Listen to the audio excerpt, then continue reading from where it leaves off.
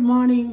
இன்றைக்கி அவல் ரொட்டி எப்படி பண்ணுறதுன்னு காமிச்சு கொடுக்குறேன். அவல் நல்லா அலம்பிட்டு 20 நிமிஷம் ஊற வையுங்கோ. ஊறின பின்ன தண்ணியெல்லாம் ஸ்ட்ரெயின் பண்ணிங்கோ. இந்த மாதிரி உதிர் உதிராக ஆகணும்.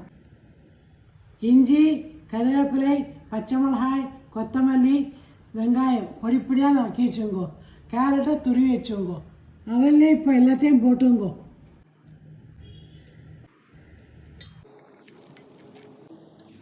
இப்போ இதில் உப்பு, ஜீரா, அரிசி மாவு, பெருங்காயம் போட்டு நல்லா மிக்ஸ் பண்ணிங்கோ. இந்த மாதிரி நல்லா பேசல பின்ன கையில் எண்ணெய் விட்டுண்டு உருட்டி வைங்கோ.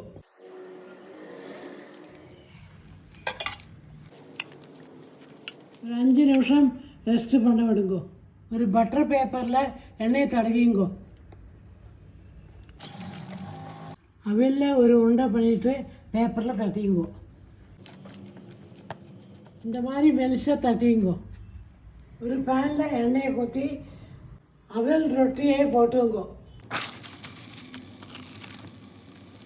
சைடில் கொஞ்சம் எண்ணெய் விட்டுங்கோ. சோர்ந்த பின்ன திருப்பி போட்டுங்கோ. 2 சைடும் கோல்டன் ப்ரௌன் ஆன பின்ன எடுத்துடுங்கோ. அவல் ரொட்டி ரெடி. இது சட்னி அல்லது சாஸ் தொட்டுண்டு சாப்பிடலாம். இது ஒரு ஈஸி லைட் பிரேக்ஃபாஸ்ட். நீங்களும் ட்ரை பண்ணி எப்படிக்கு சொல்லுங்க. பாய்.